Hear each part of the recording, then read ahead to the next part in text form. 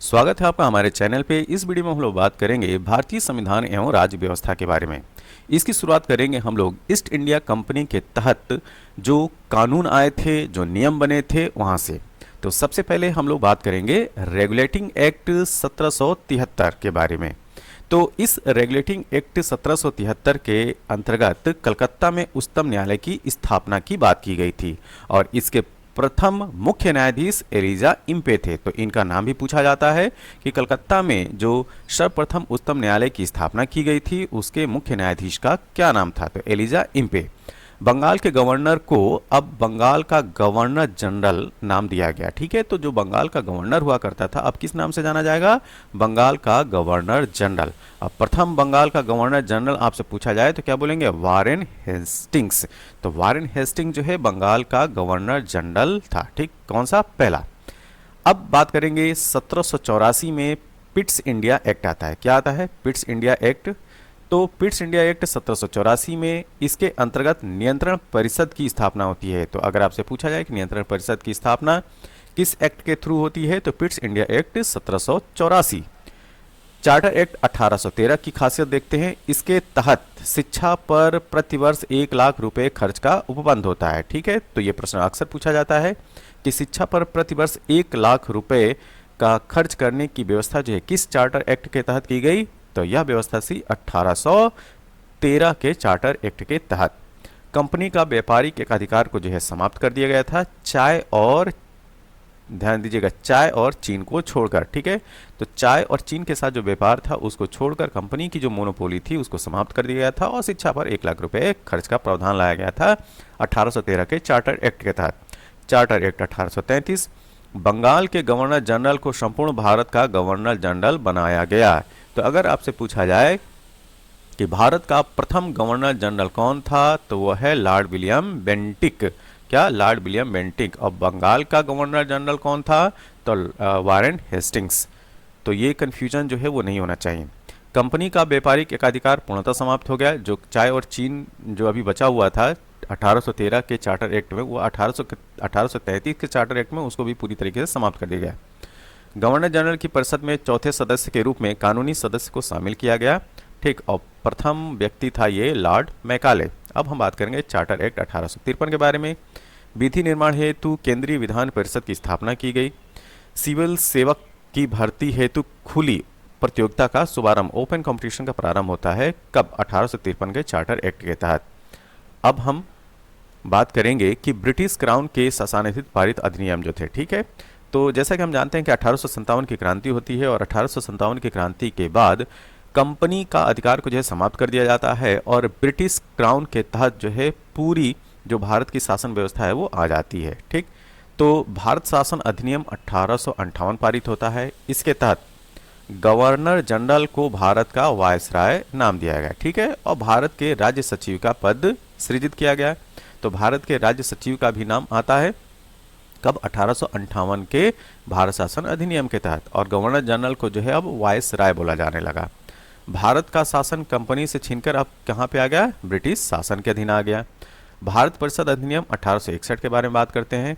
Viceroy को अध्यादेश जारी करने की शक्ति मिली थी कब? भारत परिषद अधिनियम 1861 के तहत। विकेंद्रीकरण की शुरुआत हुई थी। ठीक, भारत परिषद अधिनियम 1861 के तहत ही। अब हम बात करेंगे भारत परिषद अधिनियम 1892 के बारे में। केंद्रीय विधान परिषद के भारतीय सदस्यों को वार्षिक बजट पर बहस करने, प्रश्न पूछने का अधिकार दिया गया था। इसमें ये पूरक प्रश्न और मतदान का अधिकार इसमें नहीं था। ठीक है, प्रश्न पूछ सकते थे लेकिन पूरक प्रश्न और मतदान देने का अधिकार नहीं था। अब हम बात करेंगे भारत परिषद अधिनियम 1909 के बारे में। मार्ले मिंटो सुधार अधिनियम इसी के तहत आता है। पृथक निर्वाचन के आधार पर मुस्लिमों के लिए सांप्रदायिक प्रतिनिधित्व का प्रावधान भी इसी भारत परिषद अधिनियम 1909 के तहत आता है। ये काफ़ी इंपॉर्टेंट है। ठीक है, अब हम बात करेंगे भारत शासन अधिनियम 1919 के बारे में। तो मॉन्टेग्यू चेम्सफोर्ड सुधार अधिनियम इसी के तहत होता है। केंद्र में द्विसदनी व्यवस्था का प्रारंभ होता है। प्रांतों में द्वैत शासन की शुरुआत हो जाती है और विषयों को दो भागों, आरक्षित और हस्तांतरित में बांट दिया जाता है। ठीक है, आरक्षित रिजर्व जो कि गवर्नर के हाथ में होता है और हस्तांतरित जो कि ट्रांसफर जो होता है वो जो लेजिस्लेटिव असेंबली होती है उसके तहत होता है। अब हम बात करेंगे भारत शासन अधिनियम 1935 के बारे में। केंद्र में संघात्मक सरकार की स्थापना होती है, प्रांतों में द्वैध शासन की समाप्ति हो जाती है, केंद्र में द्वैध शासन की शुरुआत होता है। ये ध्यान रखिएगा, प्रांतों में द्वैध शासन की समाप्ति होती है, लेकिन केंद्र में द्वैध शासन की शुरुआत होती है। केंद्रीय बैंक एवं संघीय न्यायालय की स्थापना होती है और 1935 का ही एक्ट था जिसके तहत, ध्यान दीजिएगा, आरबीआई, ठीक, रिजर्व बैंक ऑफ इंडिया, जो कि सेंट्रल बैंक है भारत का, और सुप्रीम कोर्ट की बात की गई। ठीक है, तो सुप्रीम कोर्ट का नाम उस समय सुप्रीम कोर्ट नहीं था, फेडरल कोर्ट ऑफ इंडिया की बात की गई थी। बर्मा को भारत से अलग किया गया, तो ये प्रश्न पूछा भी जाता है कि बर्मा को, जो कि आज की डेट का म्यांमार है, उसको भारत से कब अलग किया गया था, किस अधिनियम के तहत अलग किया गया था, तो भारत शासन अधिनियम 1935 के तहत किया गया था। सिंध एवं उड़ीसा नामक नए प्रांतों का निर्माण हुआ, तो सिंध और उड़ीसा ये जो स्टेट हैं, इनका नाम भी, ये जो स्टेट के दर्जे में जो आते हैं, वो भारत शासन अधिनियम 1935 के तहत आते हैं। ठीक है, अब हम बात करेंगे भारतीय संविधान सभा की। ठीक है, तो भारतीय संविधान सभा की जो गठन की बात होती है, इसकी शुरुआत होती है कैबिनेट मिशन योजना 1946 के तहत। ठीक है, तो कैबिनेट मिशन योजना 1946 के तहत अप्रत्यक्ष निर्वाचन द्वारा जो है इसका गठन होता है। तो अगर आपसे पूछा जाए कि भारतीय संविधान सभा, जो इंडियन लेजिस्लेटिव असेंबली है, उसका गठन कैसे होता है, तो कैबिनेट मिशन योजना 1946 के तहत अप्रत्यक्ष निर्वाचन द्वारा। सदस्य संख्या 389 थी। ये प्रश्न पूछा भी जाता है कि जो इंडियन लेजिस्लेटिव असेंबली थी उसमें सदस्य संख्या कितनी थी, तो 389, जिसमें ब्रिटिश भारत से 296 लोग थे, 296, और देसी रियासतों से 93, और महिला सदस्य संख्याओं की संख्या 15 थी। तो महिला सदस्य की संख्या 15। प्रथम बैठक कब होती है, 9 दिसंबर 1946 को। इसके जो इम्पोर्टेंट पदाधिकारी होते हैं उनकी बात कर लेते हैं। तो अस्थायी अध्यक्ष के रूप में सबसे पहले सच्चिदानंद सिन्हा को चुना जाता है, लेकिन बाद में जो परमानेंट अध्यक्ष बनते हैं वो डॉक्टर राजेंद्र प्रसाद, और यही आगे चलकर भारत के प्रथम राष्ट्रपति भी बनते हैं। उपाध्यक्ष की बात किया जाए तो उपाध्यक्ष एच.सी. मुखर्जी बनते हैं, ये प्रश्न पूछा भी गया है। ठीक है, तो उपाध्यक्ष लेजिस्लेटिव असेंबली के कौन बनते हैं, कॉन्स्टिट्यूशनल असेंबली के, तो एच.सी. मुखर्जी। तो संवैधानिक सलाहकार बी.एन. राव को बनाया जाता है। तो ये चीज़ हो गया। अब उद्देश्य प्रस्ताव की बात करते हैं। तो 13 दिसंबर 1946 को उद्देश्य प्रस्ताव पर जो है वो पेश होता है। इसको पेश करने वाले जवाहरलाल नेहरू होते हैं और पारित होता है 22 जनवरी 1947 को। तो इंडियन कॉन्स्टिट्यूशनल असेंबली के बारे में ये संक्षिप्त परिचय था, और इसकी अंतिम बैठक होती है 24 जनवरी 1950 को। ठीक है, तो गठन से लेकर अंतिम बैठक तक की हम लोगों ने बात किया इंडियन कॉन्स्टिट्यूशनल असेंबली के बारे में। ठीक, ये सारे फैक्ट जो काफ़ी इंपॉर्टेंट है, इनको ध्यान में रखिए। अब चलते हैं हम अगले फैक्ट के बारे में। देखिए, जो कॉन्स्टिट्यूशनल असेंबली है, संविधान सभा, उसकी प्रमुख जो समितियां हैं उनके अध्यक्ष के नाम पूछे जाते हैं। तो एक तरफ समितियां हैं और दूसरी तरफ अध्यक्ष हैं। तो संघ शक्ति समिति, संघीय संविधान समिति, इसके अध्यक्ष जवाहरलाल नेहरू होते हैं। नियम समिति, प्रक्रिया समिति, संचालन समिति, डॉक्टर राजेंद्र प्रसाद इसकी अध्यक्षता करते हैं इन समितियों के। प्रांतीय संविधान समिति, ध्यान दीजिएगा, प्रांतीय संविधान समिति और संघीय संविधान समिति दोनों अलग हैं। तो संघीय संविधान समिति ये है जिसकी अध्यक्ष जवाहरलाल नेहरू थे, और प्रांतीय संविधान समिति के अध्यक्ष सरदार वल्लभ भाई पटेल हैं। ठीक है, मौलिक अधिकारों एवं अल्पसंख्यकों से संबंधित जो समिति थी उसके भी अध्यक्ष सरदार वल्लभ भाई पटेल। प्रारूप समिति का गठन 29 अगस्त 1947 को होता है। ठीक है, और इसमें सदस्य संख्याओं की संख्या जो होती है 7 होती है। तो 7 सदस्यीय ड्राफ्ट कमेटी जो है बनाई जाती है, और इसका गठन 29 अगस्त 1947 को किया जाता है, और इसके अध्यक्ष कौन होते हैं, डॉक्टर भीमराव अंबेडकर। अब हम चलते हैं अगले फैक्ट के बारे में। भारत के संविधान के बारे में थोड़ा सा संक्षिप्त परिचय लेते हैं। देखिए, 26 नवंबर 1949 को संविधान सभा द्वारा पारित किया गया था। ठीक है, लेकिन पूरे देश में लागू कब हुआ, 26 जनवरी 1950 से लागू है। इसके बनने में, भारत के संविधान को बनने में 2 वर्ष 11 महीने और 18 दिन का समय लगता है। ठीक है, तो इंडियन कॉन्स्टिट्यूशन के बनने में अगर आपसे समय पूछा जाए तो क्या बताएंगे, 2 वर्ष 11 महीने 18 दिन। मूल संविधान की अगर बात की जाए, मूल संविधान से तात्पर्य है कि जो कि 26 जनवरी 1950 को लागू हुआ था। ठीक है, उसमें 22 भाग, 8 अनुसूचियां और 395 अनुच्छेद थे। वर्तमान में गणना की दृष्टि से इसमें 25 भाग, 12 अनुसूचियां और 465 अनुच्छेद हैं। ठीक है, अब चूंकि जब संविधान बन रहा था तो संविधान जो है वो कई देशों से प्रेरणा लेकर बना था। ठीक है, तो हम इसमें बात करेंगे कि जो भारत का संविधान है उसके सोर्स कौन कौन से थे। ठीक है, तो ब्रिटेन के संविधान से क्या लिया गया था, वहाँ से संसदीय शासन प्रणाली का कॉन्सेप्ट लिया गया था, ठीक है। एकल नागरिकता ब्रिटेन के संविधान से लिया गया था। इसके साथ में विधि का शासन, ठीक है, रूल ऑफ लॉ की बात भी कहाँ से ली गई थी, ब्रिटेन के कॉन्स्टिट्यूशन से। संयुक्त राज्य अमेरिका से क्या लिया गया था, मूल अधिकार, न्यायपालिका की स्वतंत्रता, न्यायिक पूर्वावलोकन, उच्चतम एवं उच्च न्यायालय के न्यायाधीशों को हटाया जाना, राष्ट्रपति पर महाभियोग जिसको इम्पीचमेंट बोलते हैं, उपराष्ट्रपति का पद, विधियों के समान संरक्षण, ये सब बातें जो हैं यूएसए के कॉन्स्टिट्यूशन से लिया गया है, ठीक है। कनाडा से संघात्मक शासन प्रणाली की बात की गई है। केंद्र द्वारा राज्यपाल की नियुक्ति और अवशिष्ट शक्तियां केंद्र के पास होंगी, यह कनाडा के कॉन्स्टिट्यूशन से लिया गया है, ठीक है। आयरलैंड से क्या लिया गया है, नीति निदेशक तत्व, राष्ट्रपति का निर्वाचन की प्रक्रिया की बात की जा रही है, ठीक है। राष्ट्रपति के निर्वाचन की प्रक्रिया आयरलैंड के कॉन्स्टिट्यूशन से लिया गया है। राष्ट्रपति द्वारा राज्यसभा में मनोनीत सदस्य की जो बात की गई है वो आयरलैंड के ही कॉन्स्टिट्यूशन से। आपातकाल इमरजेंसी की बात जो है वो जर्मनी से ली गई है। सोवियत संघ से क्या लिया गया है, जो कि आज की डेट का रूस है, मूल करता है। तो फंडामेंटल ड्यूटीज की बात कहाँ से ली गई है, सोवियत संघ से। दक्षिण अफ्रीका से क्या, संविधान संशोधन की प्रक्रिया, जो कॉन्स्टिट्यूशनल अमेंडमेंट का प्रोसेस होता है वो दक्षिण अफ्रीका से लिया गया है। जापान से विधि द्वारा स्थापित शासन की बात की गई है, ठीक है। तो विधि द्वारा स्थापित प्रक्रिया जो है वो जापान के कॉन्स्टिट्यूशन से लिया गया है। अब हम बात करेंगे कि उद्देशिका, जैसा कि हम जानते हैं कि भारत का संविधान का जो प्रारंभ होता है वो उद्देशिका या प्रस्तावना से होता है। तो इसमें क्या बातें कही गई हैं, ठीक। तो इसमें भारत कैसा होगा, तो भारत एक संपूर्ण प्रभुत्व संपन्न देश होगा, समाजवादी होगा, पंथनिरपेक्ष लोकतंत्रात्मक गणराज्य होगा, ठीक। क्या, एक संपूर्ण प्रभुत्व संपन्न मतलब कि कोई हमारे इंटरनल और एक्सटर्नल अफेयर में इंटरफेयर नहीं कर सकता है। समाजवादी होगा, पंथनिरपेक्ष लोकतंत्रात्मक गणराज्य होगा। न्याय, यहाँ पे जो है वो 3 तरह के न्याय की बात की गई है, सामाजिक, आर्थिक और राजनीतिक। स्वतंत्रता जो है वो 5 तरीके की स्वतंत्रता की बात की गई है। कौन सी, विचारों की, अभिव्यक्ति, विश्वास, धर्म और उपासना की। समता इक्वलिटी, 2 तरीके की, प्रतिष्ठा और अवसर की इक्वलिटी, समता की बात की गई है। देखिए 42वें संविधान संशोधन अधिनियम 1976 द्वारा जोड़े गए शब्द थे समाजवादी, पंथनिरपेक्ष और अखंडता, इंटीग्रिटी, ठीक है। तो जो भारत का मूल संविधान था उसमें समाजवादी, पंथनिरपेक्ष और अखंडता नहीं थे उद्देशिका या प्रस्तावना में, ठीक है। तो उद्देशिका और प्रस्तावना में समाजवादी, पंथनिरपेक्ष और अखंडता किस संविधान संशोधन के तहत जोड़े गए, 42वें संविधान संशोधन अधिनियम 1976 के द्वारा।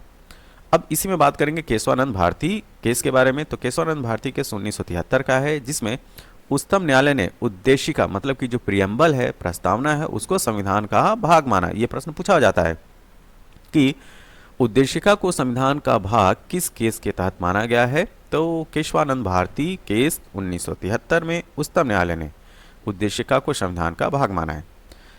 पंडित जवाहरलाल नेहरू ने उद्देशिका को संविधान की आत्मा कहा है और के एम मुंशी ने उद्देशिका को राजनीतिक जन्म पत्री कहा है। इस तरह से भी प्रश्न पूछे जाते हैं। अब हम बात करेंगे भारत के जो राष्ट्रीय प्रतीक हैं, ठीक है, उनके बारे में। तो देखिए, तो राष्ट्रीय प्रतीक में पहले हम जो है तिरंगा की बात करते हैं। तो राष्ट्रीय ध्वज क्या है, तिरंगा है। राष्ट्रीय चिन्ह क्या है, तो ये है सारनाथ में स्थित जो अशोक के सिंह की अनुकृति है वो है, ठीक है। राष्ट्रगान क्या है, जन गण मन, ये है राष्ट्रगान। राष्ट्रगीत क्या है, वंदे मातरम। राष्ट्रीय पशु की अगर बात किया जाए तो बाघ, टाइगर जो है वो राष्ट्रीय पशु है। राष्ट्रीय पक्षी मोर है। राष्ट्रीय कैलेंडर शक संवत पर आधारित है। ध्यान दीजिएगा, राष्ट्रीय कैलेंडर जो है वो शक संवत पर आधारित है, जो कि 78 AD से प्रारंभ होता है, ठीक है। राष्ट्रीय पुष्प की अगर हम बात करें तो कमल है। राष्ट्रीय फल क्या है, आम। राष्ट्रीय वृक्ष बरगद। राष्ट्रीय जलीय जीव नेशनल एक्वेटिक एनिमल डॉल्फिन, ये कई बार जो है वो कंपटीशन में पूछा गया है। राष्ट्रीय विरासत पशु क्या है, हाथी। तो ये संक्षिप्त जो था इंफॉर्मेशन थी राष्ट्रीय प्रतीक के बारे में। अब हम बात करेंगे कि जो नए राज्यों का गठन हुआ था उनके बारे में। यहाँ से भी प्रश्न पूछा जाता है, ठीक, और मैचिंग में आता है कि कौन सा राज्य जो है कब गठित हुआ था, ठीक है। तो रीऑर्गेनाइजेशन ऑफ स्टेट की अगर हम लोग बात करें तो आंध्र प्रदेश सबसे पहले गठित राज्यों में से एक है। तो यह 1 अक्टूबर 1953 को हुआ था। गुजरात 1 मई 1960 को। नागालैंड 1 दिसंबर 1963। हरियाणा 1 नवंबर 1966। हिमाचल प्रदेश 25 जनवरी 1971। मणिपुर 21 जनवरी 1972। मेघालय 21 जनवरी 1972। त्रिपुरा 21 जनवरी 1972। सिक्किम 16 मई 1975 को, मिजोरम 20 फरवरी 1987, अरुणाचल प्रदेश 20 फरवरी 1987। तो देखिए मिजोरम और अरुणाचल प्रदेश एक ही दिन जो है ऑर्गेनाइज हुए थे, ठीक है, स्टेट के रूप में आए थे। तो 20 फरवरी 1987 को मिजोरम भी और अरुणाचल प्रदेश भी 20 फरवरी 1987 को ही। गोवा की बात करते हैं, गोवा आता है 30 मई 1987 को एक राज्य के रूप में, ठीक है। छत्तीसगढ़ 1 नवंबर 2000, उत्तराखंड 9 नवंबर 2000, झारखंड 15 नवंबर 2000, ठीक है। तो 2000 का जो वर्ष होता है उसमें 3 राज्य जो है वो अस्तित्व में आते हैं, छत्तीसगढ़, उत्तराखंड और झारखंड। तेलंगाना राज्य की बात करें तो 2 जून 2014 को तेलंगाना राज्य का गठन होता है। तो इस तरीके से याद रखिएगा, और ख़ास तौर से ये याद रखिएगा कि ये छत्तीसगढ़, उत्तराखंड और झारखंड, ठीक है, ये जो है किस नंबर के नवगठित राज्य हुए थे ये भी पूछा जाता है, ठीक है। तो छत्तीसगढ़ जो है वो मध्य प्रदेश से अलग होकर बना था, उत्तराखंड उत्तर प्रदेश से अलग होकर बना था, और झारखंड जो कि 15 नवंबर 2000 को बनता है बिहार से अलग होकर। अब हम बात करेंगे कि राज्यों का जो गठन था उसके इम्पोर्टेंट तथ्य क्या हो सकते हैं, ठीक है।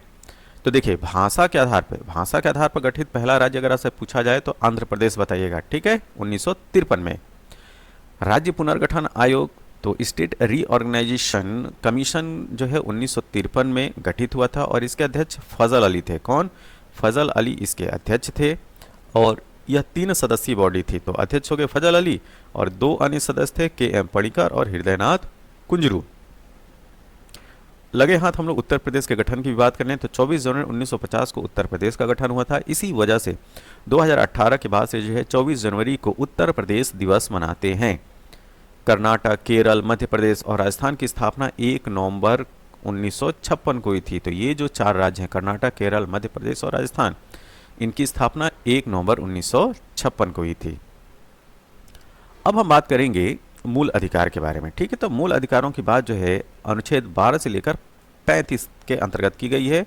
अगर आपसे भाग पूछा जाए तो भाग तीसरा, तो भाग 3 के तहत अनुच्छेद 12 से लेकर 35 तक में मूल अधिकार मतलब कि फंडामेंटल राइट की बात की गई है। अब हम बात करेंगे किसमें क्या क्या बात कही गई, मतलब कि किस अनुच्छेद में क्या बात की गई है। तो राइट टू इक्वलिटी, समानता का अधिकार की बात अनुच्छेद 14 से 18 में की गई है। राइट टू फ्रीडम, स्वतंत्रता का अधिकार अनुच्छेद 1922 के तहत की गई है। 19 से लेकर 22 तक के जो अनुच्छेद हैं वो स्वतंत्रता का अधिकार को डील करते हैं। शोषण के विरुद्ध अधिकार अनुच्छेद 23 और 24 में बात की गई है। धर्म की स्वतंत्रता का अधिकार अनुच्छेद 25 से लेकर 28 तक में की गई है। संस्कृति एवं शिक्षा संबंधी अधिकार अनुच्छेद 29 और 30 में की गई है। और संवैधानिक उपचारों का अधिकार जो है अनुच्छेद 32 से 35 में की गई है, ठीक है। और खास तौर से अगर आप बात करें तो आर्टिकल 32। आगे हम लोग बात करेंगे मूल अधिकारों के बारे में, कुछ इंपॉर्टेंट जो फैक्ट्स हैं उनके बारे में, ठीक है। 44वें संविधान संशोधन अधिनियम 1978 द्वारा संपत्ति के अधिकार को मूल अधिकार की श्रेणी से हटाकर अनुच्छेद 300A के तहत एक विधिक अधिकार बना दिया गया। तो मतलब कि जो 44वां संविधान संशोधन था 1978 का, उसने जो है जो संपत्ति का अधिकार एक मूल अधिकार हुआ करता था उसको हटाकर एक विधिक मतलब एक लीगल राइट बना दिया। और किस अनुच्छेद में उसको जो है वो स्थानांतरित कर दिया गया? 300A के तहत। मूल अधिकारों के संरक्षण है तो अनुच्छेद 32 के तहत उच्चतम न्यायालय और मतलब कि सुप्रीम कोर्ट में आप आर्टिकल 32 के तहत जा सकते हैं, और हाई कोर्ट में आप अनुच्छेद 226 के तहत जा सकते हैं। अब 5 प्रकार के रिट जारी करने की बात की गई है, और ये रिट क्या है? बंदी प्रत्यक्षीकरण, परमादेश, प्रतिषेध, अधिकार परीक्षा और उत्प्रेषण। अच्छा, राष्ट्रपति द्वारा आपातकाल की घोषणा के दौरान अनुच्छेद 19 में वर्णित मूल अधिकार स्वतः निलंबित हो जाते हैं। और जो अनुच्छेद 19 क्या है? ये है फ्रीडम ऑफ एक्सप्रेशन की बात की गई है, ठीक। तो यह बात जो है वो किस अनुच्छेद के तहत की जा रही है? आर्टिकल 358। तो आर्टिकल 358 क्या कहता है? यह कहता है कि राष्ट्रपति द्वारा जब आपातकाल की घोषणा की जाएगी तो उस समय अनुच्छेद 19 में वर्णित मूल अधिकार अपने आप ही सस्पेंड हो जाएंगे, ठीक। अब हम बात करेंगे मूल कर्तव्य के बारे में। मूल कर्तव्य की बात भाग 4A में की गई है और अनुच्छेद 41A है, ठीक है, या 51A है या 51 का है। तो मूल कर्तव्य आया कैसे? तो स्वर्ण सिंह समिति की सिफारिश के आधार पर 42वें संविधान संशोधन अधिनियम 1976 के द्वारा यह जोड़ा गया था। आज की डेट में जो है वो 11 मूल कर्तव्य हैं, मतलब 11 फंडामेंटल ड्यूटीज़ हैं, लेकिन प्रारंभ में केवल 10 थे, ठीक है। तो प्रारंभ में मूल कर्तव्यों की कुल संख्या जो है 10 थी, लेकिन वर्तमान में 11 है। 11वां मूल कर्तव्य 86वें 86th कॉन्स्टिट्यूशनल अमेंडमेंट एक्ट के तहत 2002 द्वारा जोड़ा गया था, जो कि 6 से लेकर 14 वर्ष के प्रतिपाल्य के लिए शिक्षा का अवसर प्रदान करने के माता पिता या संरक्षक के कर्तव्य का प्रावधान करता है। ठीक है, तो ये पेरेंट्स की, गार्जियन की ड्यूटी होगी कि 6 से 14 वर्ष के बच्चों के लिए जो है वो उनको जो है शिक्षा का अवसर प्रदान करें। ठीक है, तो ये 11वां फंडामेंटल ड्यूटी थी। अब हम बात करेंगे राज्य के नीति निर्देशक तत्व। महत्वपूर्ण तथ्य देखते हैं इसमें क्या है। इसका उपबंध संविधान के भाग 4 और अनुच्छेद 36 से लेकर 51 में किया गया है। यह गैर वाद योग्य है, मतलब इसमें जो बातें कही गई हैं उन बातों को अप्लाई कराने के लिए आप कोर्ट में नहीं जा सकते हैं, मतलब कि न्यायालय द्वारा इसे लागू नहीं कराया जा सकता है। इसका उद्देश्य लोक कल्याणकारी राज्य एवं सामाजिक आर्थिक लोकतंत्र की स्थापना करना है। ठीक है, तो अगर आपसे पूछा जाए कि कल्याणकारी राज्य की बात जो है किसके तहत की गई है, तो आप बताइएगा राज्य के नीति निर्देशक तत्व के तहत। ठीक है, तो वेलफेयर स्टेट की बात राज्य के नीति निर्देशक तत्व के तहत की गई है। भारत का राष्ट्रपति होता है, तो यहाँ पे जानते हैं भारत के राष्ट्रपति के बारे में। तो देश का प्रथम नागरिक अगर आपसे कोई पूछे तो क्या बताएंगे, भारत का राष्ट्रपति। संघ की कार्यपालिका का प्रमुख होता है और तीनों सेनाओं का प्रधान सेनापति भी होता है भारत का राष्ट्रपति। अब हम बात करेंगे कि राष्ट्रपति का बारे में जो इंपॉर्टेंट इन्फॉर्मेशन है उसके बारे में। तो सबसे पहले हम लोग बात करेंगे निर्वाचन। ठीक है, तो राष्ट्रपति का इलेक्शन कैसे होता है।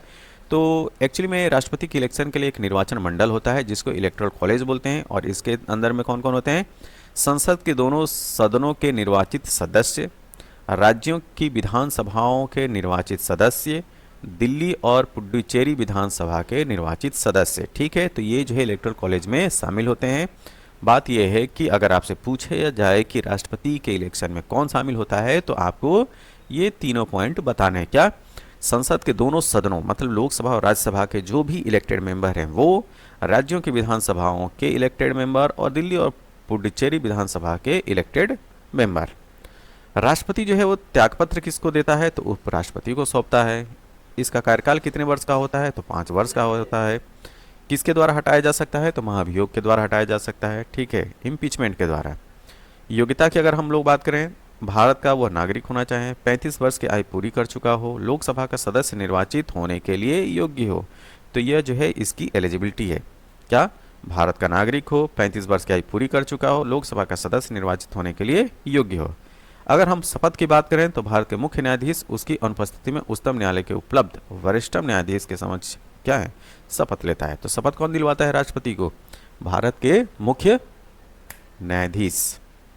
अगर मान लें कि मुख्य न्यायाधीश चीफ जस्टिस ऑफ इंडिया नहीं है, तो जो भी उच्चतम न्यायालय के वरिष्ठतम न्यायाधीश होंगे उनके समक्ष जो है राष्ट्रपति शपथ लेता है। आगे हम लोग बात करते हैं राष्ट्रपति पर महाभियोग के बारे में। ठीक है, यह बात जो है वो अनुच्छेद 61 के तहत की गई है। तो राष्ट्रपति पर महाभियोग जो है कैसे लाया जा सकता है, किसी भी सदन में, आप लोकसभा या राज्यसभा किसी में भी जो है वो आप इम्पीचमेंट की प्रक्रिया प्रारंभ हो सकती है। ठीक, अब ये जो इम्पीचमेंट है वो पारित कैसे होता है, दोनों सदनों द्वारा अलग अलग, क्या, कुल सदस्य संख्याओं के 2/3 बहुमत से। क्या, दोनों सदनों मतलब कि लोकसभा और राज्यसभा में अलग अलग सेपरेटली क्या होना चाहिए, कुल सदस्य संख्याओं के 2/3 बहुमत से यह पारित होता है। अब हम लोग बात करेंगे उपराष्ट्रपति के बारे में। ठीक, किसके बारे में, उपराष्ट्रपति के बारे में। ठीक, तो देखिए उपराष्ट्रपति का निर्वाचन कैसे होता है, तो लोकसभा एवं राज्यसभा। ठीक, लोकसभा एवं राज्यसभा के सदस्यों द्वारा अनुपातिक प्रतिनिधित्व प्रणाली एवं एकल संक्रमणीय मत द्वारा। ठीक है, तो यह जो है अनुपातिक प्रतिनिधित्व प्रणाली और एकल संक्रमणीय मत द्वारा निर्वाचन होता है। राज्यसभा जो है वो पदेन सभापति होता है। ठीक है, तो एक्स ऑफिशियो मेंबर होता है। ठीक है, राज्यसभा का, और अध्यक्षता या ये कहा जाए कि राज्यसभा का अगर अध्यक्ष का जो कार्य होता है वो उपराष्ट्रपति के द्वारा ही संभाला जाता है। त्यागपत्र किसको देता है, राष्ट्रपति को सौंपता है। शपथ किसके द्वारा दी जाती है, राष्ट्रपति के द्वारा दी जाती है। कार्यकाल कितने वर्ष का होता है, 5 वर्ष के लिए होता है। ठीक है, योग्यता क्या होनी चाहिए, भारत का नागरिक हो, 35 वर्ष की आयु पूरी कर चुका हो। ठीक है, ये याद रखना, 35 वर्ष की आयु पूरी कर चुका हो, और राज्यसभा के सदस्य निर्वाचित होने के लिए योग्य हो। तो वो ये थी इंफॉर्मेशन उपराष्ट्रपति के बारे में। अब हम लोग बात करेंगे केंद्रीय मंत्री परिषद के बारे में। ठीक है, तो केंद्रीय मंत्री परिषद में कौन होता है। ठीक है, अगर हम लोग काउंसिल ऑफ मिनिस्टर की बात करें सेंटर में, तो इसमें प्रधानमंत्री, कैबिनेट, राज्य मंत्री और उप मंत्री होते हैं। ठीक है, नियुक्ति कौन करता है इनकी? तो राष्ट्रपति द्वारा प्रधानमंत्री की सलाह पर होता है। ठीक है, तो नियुक्ति क्या बताइएगा? राष्ट्रपति बताइएगा। और केंद्रीय जो मंत्रिपरिषद होता है उसका मुख्य कौन होगा? प्रधानमंत्री होगा। इनको हटाया कैसे जा सकता है? तो लोकसभा में पारित अविश्वास प्रस्ताव के द्वारा। आकार लोकसभा के सदस्यों की कुल संख्या का 15% से अधिक नहीं होना चाहिए, और यह बात की गई थी 91वें संविधान संशोधन 2003 के तहत। ठीक है, अच्छा, अगर आपसे पूछा जाए जो केंद्रीय मंत्रिपरिषद होता है वह किसके प्रति उत्तरदायी होता है? तो लोकसभा के प्रति उत्तरदायी होती है। इसी वजह से जो इस तरीके की व्यवस्था होती है उसको उत्तरदायी सरकार भी बोलते हैं, और यह व्यवस्था जो है वो पार्लियामेंट्री फॉर्म ऑफ गवर्नमेंट में होता है। ठीक है, अगला प्रश्न। अब हम मतलब कि अगले हम फैक्ट के बारे में बात करते हैं, महान्यायवादी के बारे में बात करते हैं। इसकी बात जो है अनुच्छेद 76 के तहत की गई है। देखिए, महान्यायवादी होता कौन है? अटॉर्नी जनरल की बात की जा रही है, तो यह भारत सरकार का सर्वोच्च विधि सलाहकार होता है, एक तरीके से कहिए कि वकील। ठीक, नियुक्तिकर्ता, इसकी नियुक्ति राष्ट्रपति के द्वारा की जाती है। योग्यता क्या होनी चाहिए अटॉर्नी जनरल बनने के लिए? जो उच्चतम न्यायालय के न्यायाधीश नियुक्त होने की योग्यता होती है, मतलब कि सुप्रीम कोर्ट के जज बनने की जो योग्यता होती है वही योग्यता जो है अटॉर्नी जनरल की भी होती है। इसके अधिकारों की बात करें तो भारत के सभी न्यायालयों में सुनवाई का अधिकार होता है, संसद की कार्यवाही में भाग लेने का भी अधिकार होता है, लेकिन मतदान का अधिकार नहीं होता है। इस चीज़ को याद रखिएगा, अटॉर्नी जनरल जो है संसद की कार्यवाही में तो भाग ले सकता है लेकिन वह मतदान नहीं कर सकता है। कार्यकाल की बात करें तो यह राष्ट्रपति के प्रसाद पर्यंत होता है, इसका कार्यकाल कोई फिक्स नहीं होता है। ठीक, अमूमन जो है 3 वर्ष मान लिया जाता है, लेकिन कोई ये फिक्स नहीं है। तो आप प्रथम दृष्टया का क्या बताएंगे? राष्ट्रपति के प्रसाद पर्यंत। तो राष्ट्रपति जब तक चाहेगा तब तक यह अपने पोस्ट पर रहेंगे, नहीं चाहेगा तो वो उनको इस्तीफा देना पड़ेगा। अब हम लोग बात करेंगे CAG के बारे में। ठीक है, CAG कंट्रोलर ऑडिटर जनरल, नियंत्रक महालेखा परीक्षक। इसकी बात 148वें अनुच्छेद में की गई है। अब इनकी नियुक्ति की बात करें, नियुक्तिकर्ता राष्ट्रपति होता है, राष्ट्रपति जो है CAG को नियुक्त करता है। कार्य केंद्र तथा राज्य सरकारों के लेखों का लेखा परीक्षण करना, ऑडिटिंग करना इनका काम होता है, और ऑडिटिंग करने के बाद जो रिपोर्ट तैयार होती है वह राष्ट्रपति को पेश करते हैं। कार्यकाल कितने वर्ष का होता है? 6 वर्ष या 65 वर्ष का, जो भी पहले हो। ठीक, सेवानिवृत्ति के बाद भारत तथा राज्य सरकार के अधीन किसी पद का पात्र नहीं होता है। ठीक, तो ये था CAG के बारे में। अब हम बात करेंगे संसद के बारे में, पार्लियामेंट के बारे में। ठीक है, तो ये काफ़ी इंपॉर्टेंट है संसद के बारे में। तो देखिए, अगर आपसे पूछा जाए कि संसद के अंग या संसद के पार्ट में क्या क्या आता है, तो राज्यसभा, लोकसभा और राष्ट्रपति, इनको मत भूलिएगा। तो संसद जो बनी होती है राज्यसभा, लोकसभा और राष्ट्रपति से मिलकर बनी होती है। राज्यसभा उच्च सदन होता है, लोकसभा निम्न सदन होता है। अगर हम लोग बात करें राज्यसभा के बारे में, तो देखिए राज्यसभा के गठन की बात अनुच्छेद 80 में की गई है, आर्टिकल 80। तो राज्यसभा का गठन जो है वो अनुच्छेद 80 के तहत की गई है। गठन की तिथि की बात करें तो भारत में राज्यसभा का जो गठन है वो 3 अप्रैल 1952 को होता है। प्रथम बैठक 13 मई 1952 को होती है। यह उच्च सदन है और स्थायी सदन है, मतलब कि कभी भी राज्यसभा जो है डिसॉल्व नहीं होती है। ठीक है, सदस्य संख्या अगर हम बात करें तो 250, जिसमें 238 जो है निर्वाचित हैं और 12 जो है वो मनोनीत हैं, नॉमिनेटेड हैं। ठीक है, लेकिन वर्तमान परिदृश्य में देखा जाए तो 245 जो है वो इलेक्ट होकर आते हैं, जिसमें से 233 जो है वो निर्वाचित हैं और 12 मनोनीत हैं। ठीक, सदस्य निर्वाचित होने की न्यूनतम आयु जो है वो 30 वर्ष होती है। सदस्य का कार्यकाल 6 वर्ष का होता है। इसका जो राज्यसभा का सभापति होता है वो उपराष्ट्रपति होता है, और 1/3 सदस्य प्रत्येक 2 वर्ष की समाप्ति पर रिटायर हो जाते हैं। अगर आपसे पूछा जाए कि प्रथम सभापति कौन थे, तो भारत के प्रथम उपराष्ट्रपति डॉक्टर सर्वपल्ली राधाकृष्णन ही प्रथम सभापति थे। किसके? राज्यसभा के।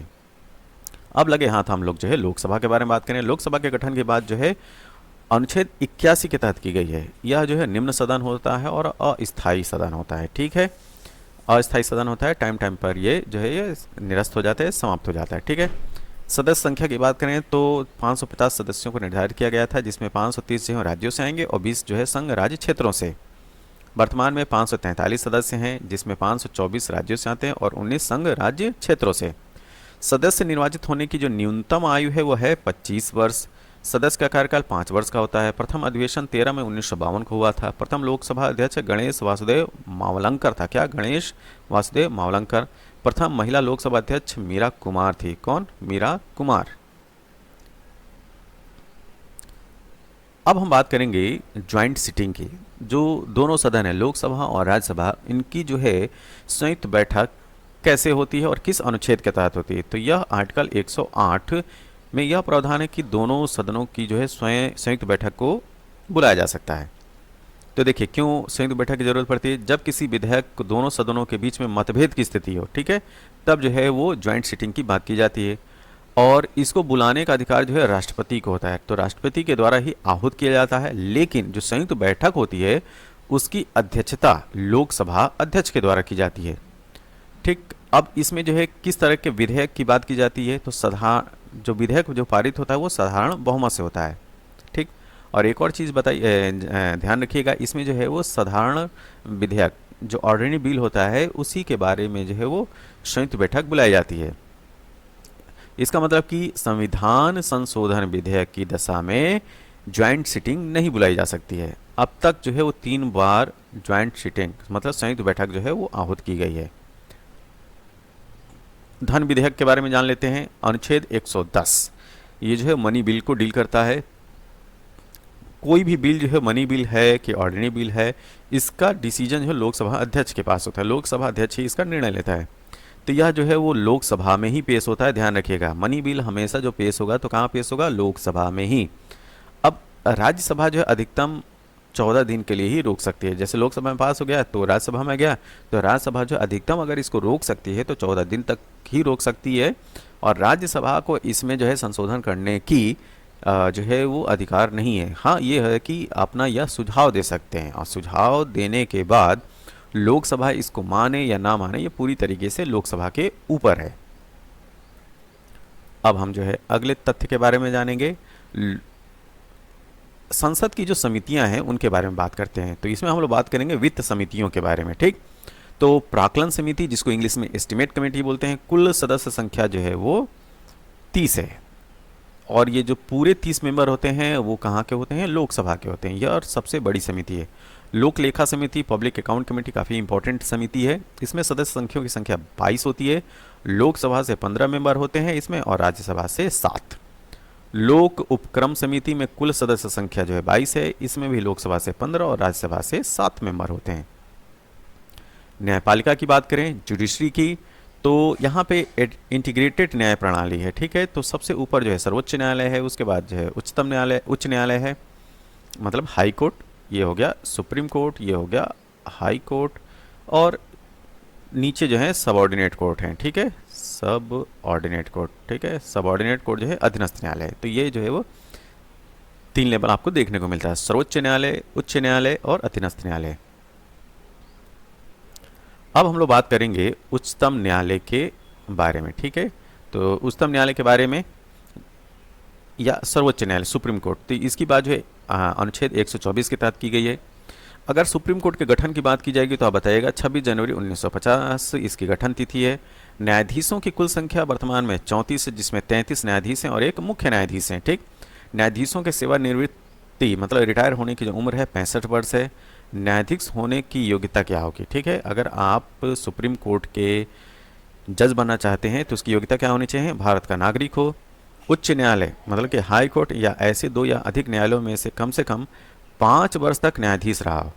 उच्च न्यायालय ऐसे 2 या अधिक न्यायालयों में से कम 10 वर्ष तक अधिवक्ता रहा हो, और राष्ट्रपति के राय में पारंगत विधिवेत्ता हो। ठीक है, तो राष्ट्रपति की नज़रों में क्या होना चाहिए? कानून का अच्छा जानकार होना चाहिए। न्यायाधीश की नियुक्ति राष्ट्रपति के द्वारा की जाती है कोलेजियम सिस्टम की सिफारिश पे।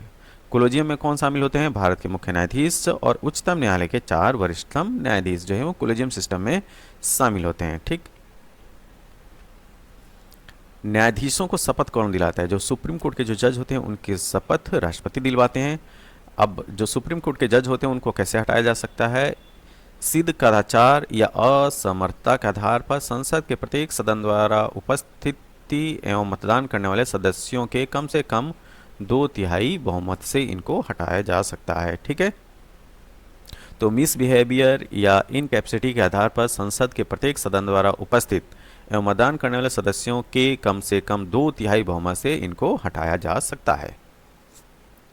अब हम लोग बात करेंगे उच्च न्यायालय के बारे में। तो हाई कोर्ट अनुच्छेद 214 के तहत है। उच्च न्यायालयों की वर्तमान में 25 संख्या है। न्यायाधीशों की नियुक्ति राष्ट्रपति के द्वारा की जाती है कोलिजियम की सिफारिश पर। न्यायाधीशों को शपथ कौन दिलाता है? संबंधित राज्य का राज्यपाल। न्यायाधीश नियुक्त होने की अर्हता क्या है? भारत का नागरिक हो, भारत के राज्य क्षेत्र में कम से कम 10 वर्ष तक न्यायिक पद धारण कर चुका हो, किसी उच्च न्यायालय का या ऐसे 2 या अधिक न्यायालयों को लगातार कम से कम 10 वर्ष तक जो है वो काम कर चुका हो। न्यायाधीशों की सेवानिवृत्ति जो है वो 62 वर्ष की होती है। न्यायाधीशों को हटाया कैसे जा सकता है? वही प्रक्रिया है, सिद्ध कदाचार या असमर्थता के आधार पर संसद के प्रत्येक सदन द्वारा, और इसके लिए चाहिए विशेष बहुमत। राज्यपाल की बात करें तो राज्यपाल की नियुक्ति राष्ट्रपति के द्वारा की जाती है। इनकी पदावधि जो है वो फिक्स नहीं होती, वो राष्ट्रपति के प्रसाद पर्यंत होते हैं। ठीक है। शपथ ग्रहण उच्च न्यायालय के मुख्य न्यायाधीश के द्वारा। ठीक है। तो हाई कोर्ट के जो चीफ जस्टिस होते हैं वो जो है वो राज्यपाल को शपथ दिलाते हैं। योग्यता की बात करें तो भारत का नागरिक हो या भारत का नागरिक हो और 35 वर्ष की आयु पूर्ण कर चुका हो। अब हम लोग बात करेंगे राज्य मंत्रिपरिषद के बारे में। ठीक है। State council of minister. ठीक है। तो इसका प्रमुख जो है वो मुख्यमंत्री होता है, सीएम। नियुक्ति करता है शपथ प्रदाता, मतलब राज्यपाल इनकी नियुक्ति करता है। कार्यकाल राज्यपाल के प्रसाद पर्यंत होता है, मतलब कि राज्यपाल की इच्छा पे डिपेंड करता है। कोई भी मंत्री बिना किसी सदन का सदस्य बने मंत्री रह सकता है अधिकतम 6 महीने तक। अगर मान लीजिए कि कोई जो है लेजिस्लेटिव असेंबली का मेंबर नहीं है, फिर भी जो वो मंत्री के पद जो है वो धारण कर सकता है अधिकतम कितने महीने के लिए? 6 महीने के लिए। ठीक है। लेकिन उसको 6 महीने के भीतर जो है किसी न किसी सदन से उसको सदस्यता, मतलब कि सदस्य होना आवश्यक है। आकार की बात करें तो राज्य की विधानसभा सदस्यों की कुल संख्या के 15% तक, मतलब 12 से कम नहीं होना चाहिए। आगे हम लोग बात करते हैं राज्य का जो महाधिवक्ता है, ठीक, उसके बारे में। अनुच्छेद 165 के तहत राज्य सरकार का सर्वोच्च विधि सलाहकार होता है।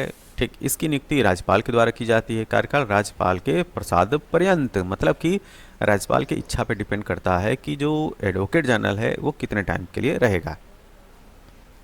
अब हम लोग बात करेंगे राज्य विधानमंडल के अंग। ठीक है। तो राज्य विधानमंडल में राज्यपाल होते हैं, विधानसभा, और जहाँ पे द्विसदनीय व्यवस्था होती है वहाँ पे विधानसभा के साथ में विधान परिषद भी होती है। ठीक है। तो ये 3 चीज़ें आएंगी किस कहाँ पे? राज्य विधानमंडल के अंतर्गत। विधानसभा के बारे में बात करते हैं, लेजिस्लेटिव असेंबली के। तो लेजिस्लेटिव असेंबली के बारे में जो प्रमुख तथ्य हैं, इसके सदस्य बनने के लिए आपको जो है भारत का नागरिक होना चाहिए, 25 वर्ष की आयु पूरी कर चुका हो। ठीक। सीटों की संख्या के बारे में बात करते हैं। इसमें अधिकतम 500 सीटें हो सकती हैं और न्यूनतम 60 सीटें हैं। लेकिन अपवाद के रूप में क्या है? 32 सीट जो है वो सिक्किम में है और गोवा मिजोरम में 40 सीट है। ठीक है। तो ये एक्सेप्शनल है, ठीक, लेजिस्लेटिव असेंबली का। लेकिन जो संविधान में बात कही गई है वह यह कही गई है कि लेजिस्लेटिव असेंबली में अधिकतम जो सीटों की संख्या होगी वो 500 होगी और न्यूनतम सीटों की संख्या 60 होगी। ठीक। सदस्यता कैसे समाप्त होती है? तो सदन की बैठकों से बिना अनुमति के 60 दिनों तक अगर आप अनुपस्थित रहेंगे तो आपकी सदस्यता जो है समाप्त कर दी जाएगी।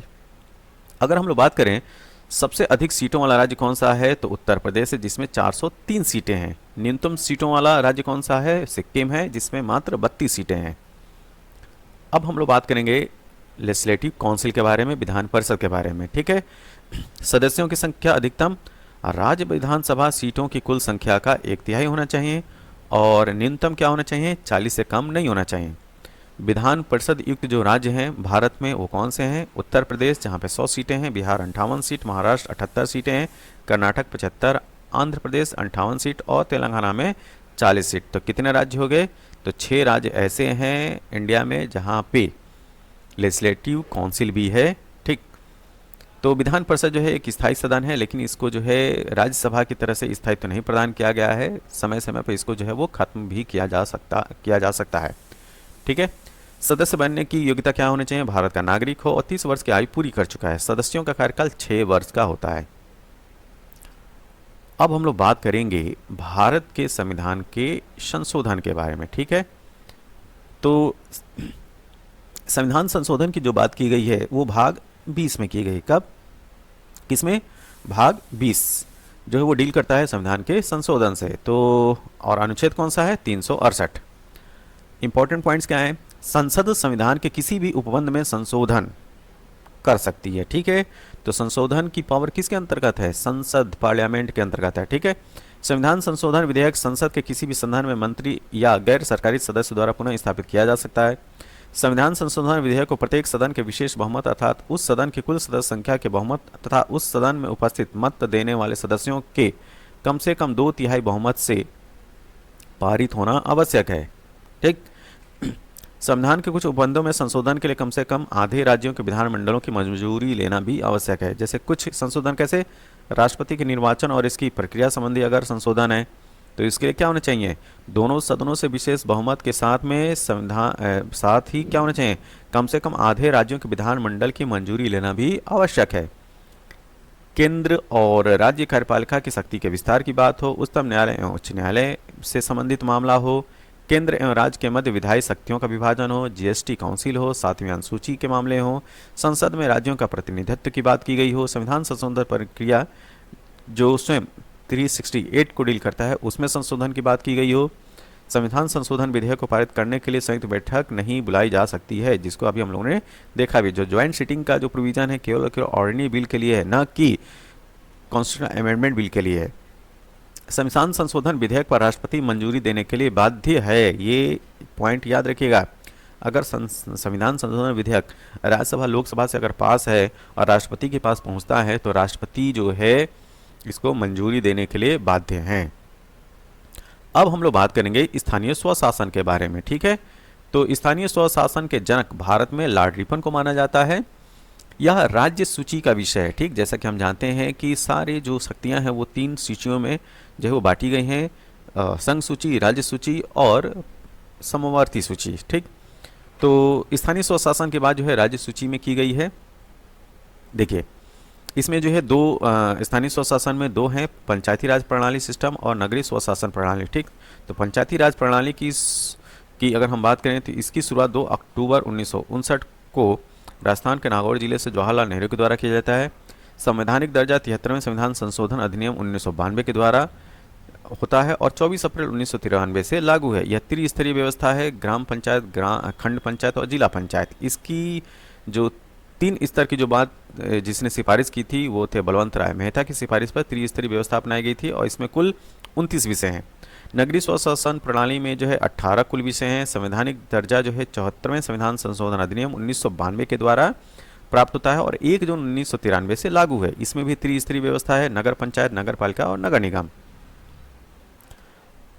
अब हम लोग बात करेंगे कि पंचायती राज से संबंधित जो प्रमुख समितियां हैं, ठीक है, उनके बारे में।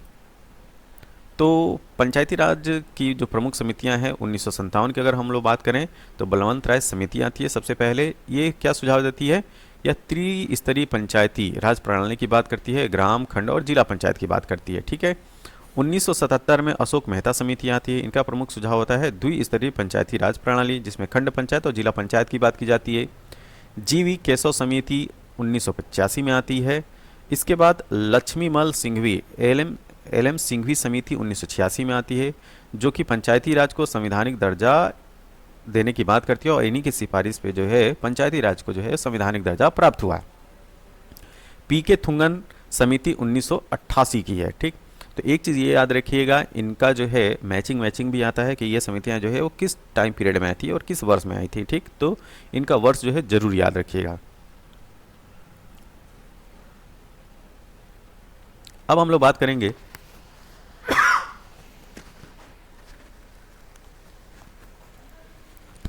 पंचायती राज एवं नगर निकाय के बारे में, ठीक है। तो पंचायती राज्य एवं नगर निकाय में अगर हम लोग बात करें तो चुनाव राज्य निर्वाचन आयोग के द्वारा होता है और सदस्य बनने की न्यूनतम आयु जो है 21 वर्ष होती है। सभी स्तरों पर महिलाओं के लिए आरक्षित सीटें 1/3 हैं। कार्यकाल 5 वर्ष का होता है। वित्त की सिफारिश राज्य वित्त आयोग करता है, ठीक है। तो स्टेट फाइनेंस कमीशन के द्वारा जो है वित्त की सिफारिश की जाती है। रिक्त सीट पर पुनः जो चुनाव जो है 6 माह के भीतर कराना आवश्यक होता है। ये पॉइंट को याद रखिएगा, ठीक। वर्तमान में नागालैंड, मिजोरम, मेघालय में पंचायती राज संस्था नहीं है, ठीक है। तो अगर पूछा जाए कि कौन से राज्य जहाँ पे पंचायती राज व्यवस्था अभी तक नहीं लागू हुई है तो वहाँ है वह है नागालैंड, मिजोरम और मेघालय। अब हम बात करेंगे फाइनेंस कमीशन ऑफ इंडिया के बारे में, ठीक है, तो जो भारतीय वित्त आयोग है उसके बारे में। तो वित्त आयोग जो है वो आर्टिकल 280 के तहत बात की गई है। इसका गठन जो है राष्ट्रपति के द्वारा प्रत्येक 5 वर्ष पर किया जाता है। तो कार्य जो है इनके एडवाइजरी जो है सुझाव देना है। संघ और राज्य के मध्य करों के बंटवारे के संबंध में सुझाव देते हैं। राज्यों के अनुदान सहायता के संबंध में सुझाव देते हैं। ठीक, संरचना की बात करें तो एक अध्यक्ष होते हैं और 4 सदस्य होते हैं। वित्त आयोग एवं अध्यक्ष, तो पहले जो है वित्त आयोग के अध्यक्ष थे केसी नियोगी, 12वें के डॉक्टर सी रंगराजन, 13वां डॉक्टर विजय केलकर, 14वें जो है डॉक्टर वाई रेड्डी और 15वें जो है एन के सिंह। राष्ट्रपति जो है रिपोर्ट जो है यह राष्ट्रपति को सौंपते हैं, ठीक है, और सलाह मानने के लिए बाध्यकारी नहीं है। तो जो वित्त आयोग फाइनेंस कमीशन ऑफ इंडिया के द्वारा रिपोर्ट तैयार की जाती है उसमें जो बातें कही जाती हैं उन बातों को मानने के लिए राष्ट्रपति जो है बाध्यकारी नहीं है।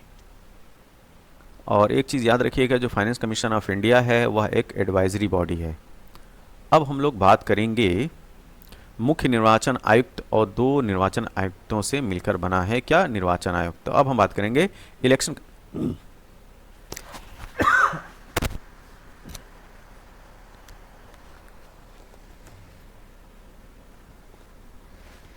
अब हम लोग बात करेंगे इलेक्शन कमीशन ऑफ इंडिया के बारे में। यह अनुच्छेद 324 के तहत जो है इसको डील किया गया है। इसमें जो बात की गई है मतदान का अधिकार जो है एक विधिक अधिकार है। मताधिकार की आयु जो है 21 से 18 वर्ष की गई है 61वें संविधान संशोधन 1988 के द्वारा, ठीक है। और अगर इसके बॉडी की बात किया जाए तो मुख्य निर्वाचन आयुक्त और 2 निर्वाचन आयुक्तों से मिलकर बना है। 6 वर्ष या 65 वर्ष जो भी हो यह कार्यकाल होता है। और मुख्य निर्वाचन आयुक्त हो चाहे निर्वाचन आयुक्त हो, इनकी नियुक्ति जो है वो राष्ट्रपति करता है। प्रथम मुख्य निर्वाचन आयुक्त सुकुमार सेन थे। प्रथम महिला मुख्य निर्वाचन आयुक्त वी.एस. रमादेवी। ये प्रश्न पूछा भी गया है। वेतन और भत्ते और अनुलाभ की अगर बात करें तो सर्वोच्च न्यायालय के न्यायाधीशों के समान है। चुनाव कौन करता है? अगर इलेक्शन कमीशन ऑफ इंडिया की बात किया जाए तो इसका चुनाव जो है राष्ट्रपति, उपराष्ट्रपति, लोकसभा, राज्यसभा, विधानसभा और विधान परिषद का जो इलेक्शन होता है इलेक्शन कमीशन ऑफ इंडिया के द्वारा कराया जाता है। अगर हम लोग बात करें उपबंध, ठीक है, आपात उपबंध के बारे में, इसकी बात जो है भाग 18 में की गई है और आर्टिकल 352 से लेकर 360 में इसका प्रोविज़न है, ठीक है। 3 बार जो है वो नेशनल इमरजेंसी जो है लागू हो चुकी है, जो अनुच्छेद 352 के तहत है, 1962 में, 1971 में, 1975 में। और इसके कारण क्या थे? जो राष्ट्रीय आपातकाल है, मतलब कि जो नेशनल इमरजेंसी है वो 3 तरीके से लगाए जा सकते हैं। युद्ध की स्थिति में, बाह्य आक्रमण की स्थिति में, सशस्त्र विद्रोह, ठीक है, ठीक। और एक चीज़ और याद रखिएगा, जो 44वां संविधान संशोधन था उसमें आंतरिक जो अशांति थी उसको हटा के क्या कर दिया गया, सशस्त्र विद्रोह के आधार पर ही नेशनल इमरजेंसी लगाई जा सकती है। नेशनल इमरजेंसी की घोषणा कौन करता है? राष्ट्रपति के द्वारा किया जाता है, ठीक है। लेकिन कब? जब संघीय मंत्रिमंडल लिखित प्रस्ताव दे। अगर इमरजेंसी की बात किया जाए तो फाइनेंस इमरजेंसी जो है वो अनुच्छेद 360 के तहत बात की गई है और अब तक भारत में जो है कभी भी वित्तीय आपात की घोषणा नहीं की गई है। राष्ट्रपति शासन की बात करें तो अनुच्छेद 356 के तहत जो है वो राष्ट्रपति शासन लगता है, ठीक है। और इसका कारण क्या होता है? राज्य के संवैधानिक तंत्र की विफलता के कारण जो है वो राष्ट्रपति शासन लगता है। आपातकाल की घोषणा का संसद के द्वारा अनुमोदन कैसे होता है? राष्ट्रीय आपातकाल की दशा में संसद के दोनों सदनों द्वारा विशेष बहुमत से 1 माह के भीतर जो पास होना चाहिए। राष्ट्रपति शासन एवं वित्तीय आपातकाल की दशा में संसद के दोनों सदनों द्वारा विशेष बहुमत से 2 माह के भीतर पारित होना चाहिए, ठीक है। तो देखिए यहाँ पे जब राष्ट्रीय आपातकाल की दशा में क्या संसद के दोनों सदनों द्वारा विशेष बहुमत से 1 माह के भीतर, और राष्ट्रीय शासन एवं वित्तीय आपातकाल की दशा में संसद के दोनों सदनों द्वारा विशेष बहुमत से 2 माह के भीतर। अब हम लोग बात करेंगे भारत में जो महत्वपूर्ण संविधान संशोधन हुए थे उनके बारे में, ठीक। तो पहला संविधान संशोधन अधिनियम 1951 का है। इसमें क्या बात कही गई थी? 9वीं अनुसूची जोड़ी गई थी जिसमें भूमि सुधार, न्यायिक समीक्षा से संबंधित कानून को 9वीं अनुसूची में डाला गया था। 21वां संविधान संशोधन अधिनियम 1967 में आता है। सिंधी भाषा को 8वीं अनुसूची में और 15वीं भाषा के रूप में जोड़ा गया। 24वां संविधान संशोधन 1971 का है। संसद को यह अधिकार दिया गया कि संविधान के किसी भी भाग मूल अधिकार में फंडामेंटल राइट्स में भी संशोधन कर सकती है। राष्ट्रपति संविधान संशोधन विधेयक को मंजूरी देने के लिए बाध्य नहीं है, इस पॉइंट को ध्यान में रखिए।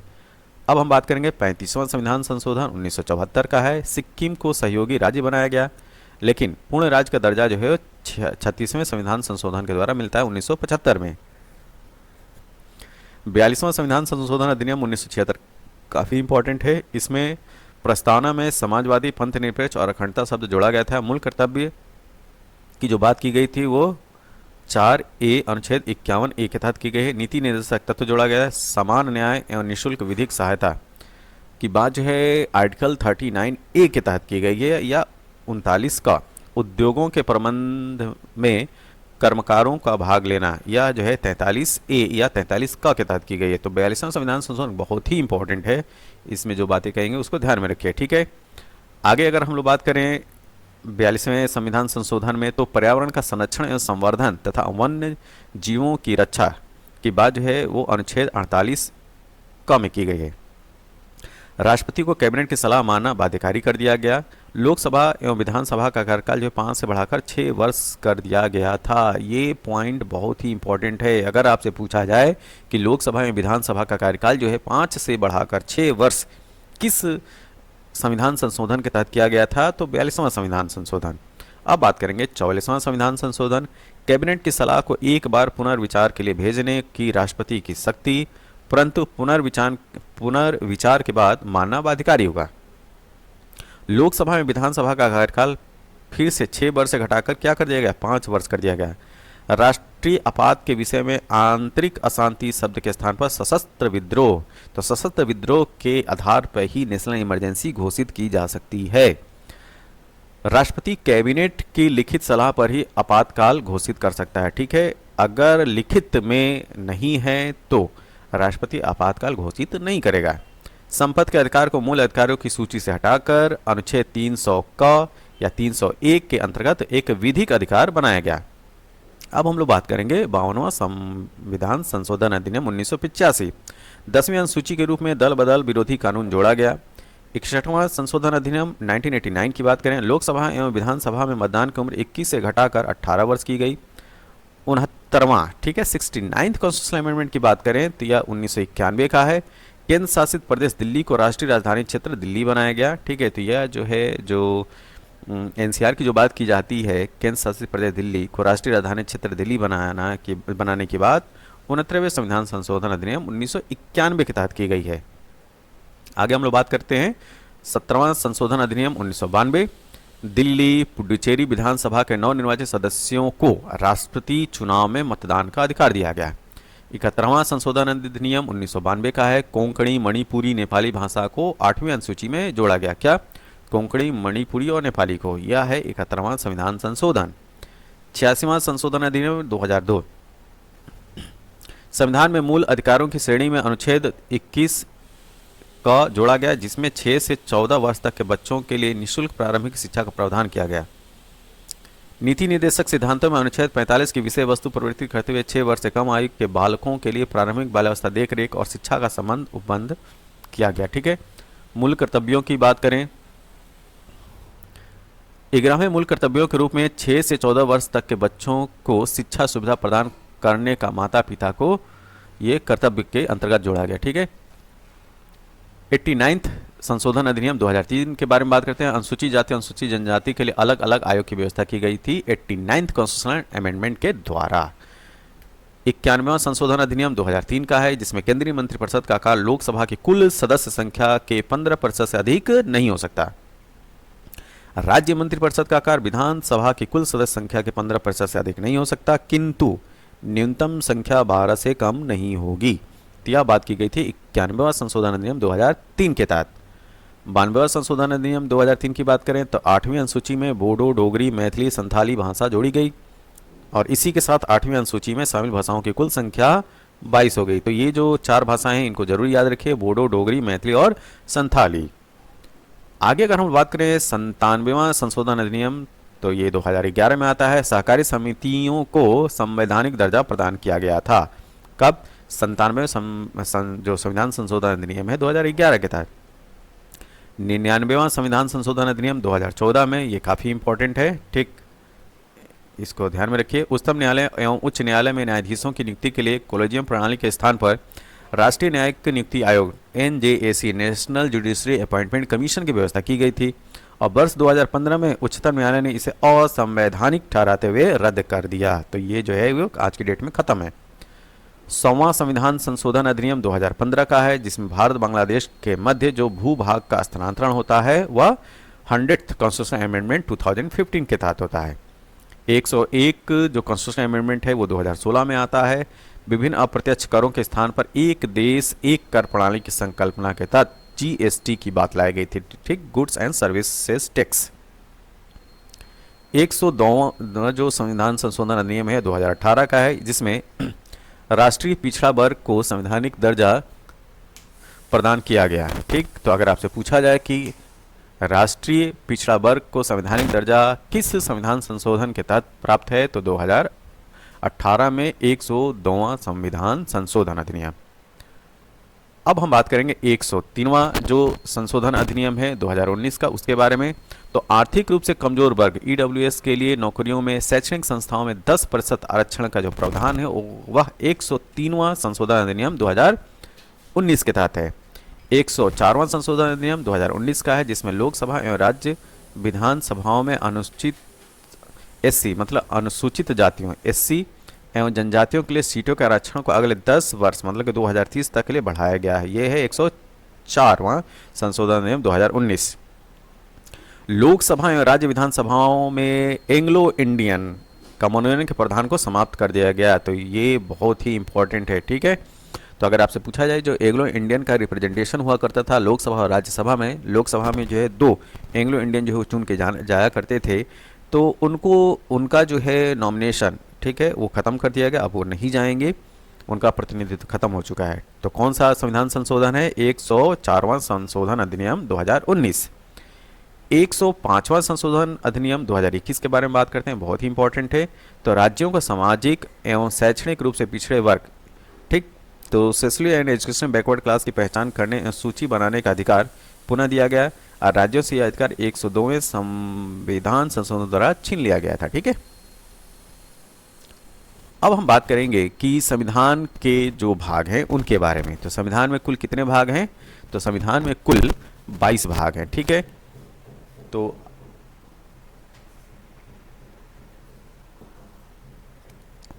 संविधान के अगर भाग की बात की जाए तो टोटल 22 भाग हैं।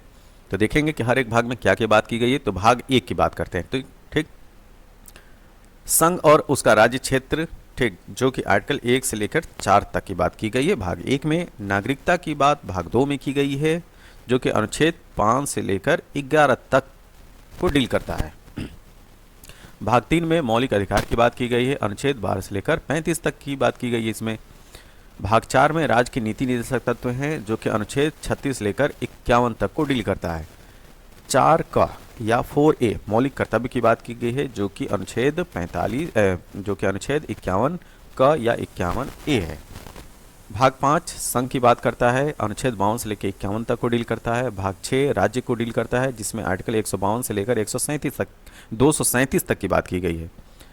भाग 7 निरसित, इसको जो है खत्म कर दिया गया है भाग को, और अनुच्छेद 238 था इसमें। भाग 8 संघ और राज्य क्षेत्र की बात की गई है, और अनुच्छेद 239 से लेकर 242 तक के अनुच्छेद हैं इसमें। भाग 9 में पंचायतों की बात की गई है, अनुच्छेद 243 से लेकर 243 तक इसमें आर्टिकल्स हैं। 9A भाग नगर पालिकाओं से संबंधित है, इसमें अनुच्छेद 243 से लेकर 243 या 6 तक की बात की गई है। 9B की अगर बात करें तो इसमें सहकारी समितियों की बात की गई है, इसमें अनुच्छेद 243 या से लेकर 243 या न तक है।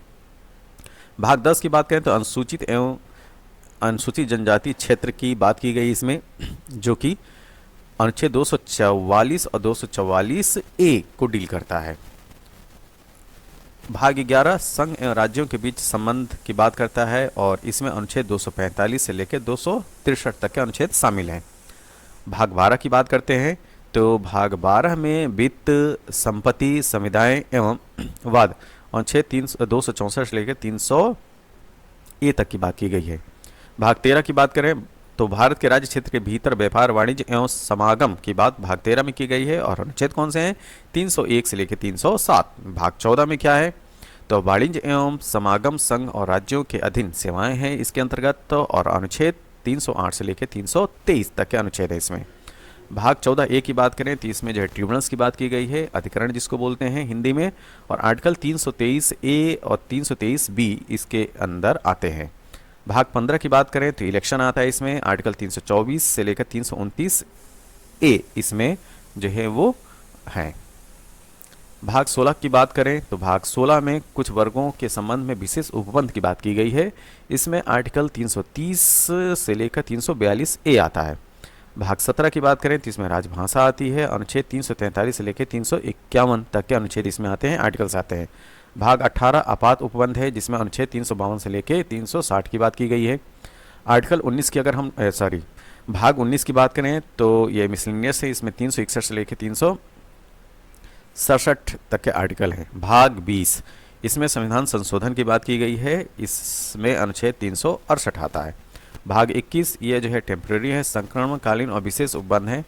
यह अनुच्छेद 369 से लेकर 392 को डील करता है। भाग 22 की बात करें तो संक्षिप्त नाम, प्रारंभ, हिंदी में प्राधिकृत पाठ और निरसन 393 से लेकर 395 तक के अनुच्छेदों को यह डील करता है। ठीक, अब हम जो अनुसूचियां हैं उनके बारे में बात करेंगे तो टोटल आज की डेट में 12 अनुसूचियां हैं, मतलब कि 12 शेड्यूल हैं। अब देखेंगे कि पहले से लेकर 12वें तक के जो शेड्यूल हैं उनमें कौन कौन सी बातें कही गई हैं। तो पहले शेड्यूल में बात की गई है राज्य एवं संघ राज्य क्षेत्र के बारे में। दूसरे शेड्यूल में राष्ट्रपति, राज्यपाल, लोकसभा, विधानसभा अध्यक्ष, उपाध्यक्ष, राज्यसभा